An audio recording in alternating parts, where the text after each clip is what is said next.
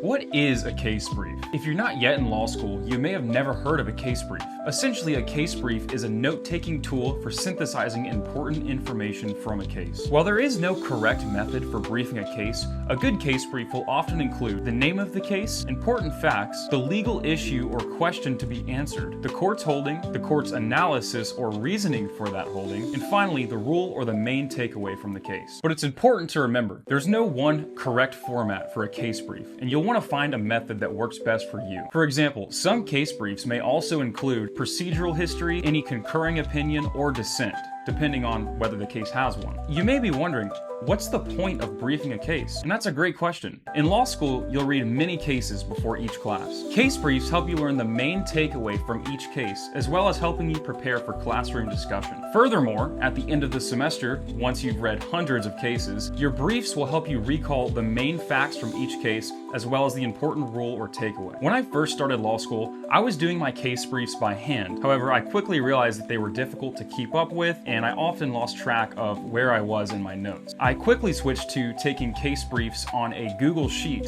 and for each class, had one long document with all of my case briefs. I found this helpful as I could print them off before class and take notes as the professor was going over each case. If this video helped you out, you can help me out by liking the video. This is Winning Law School, the series of tips and tricks for success in mastering your first year.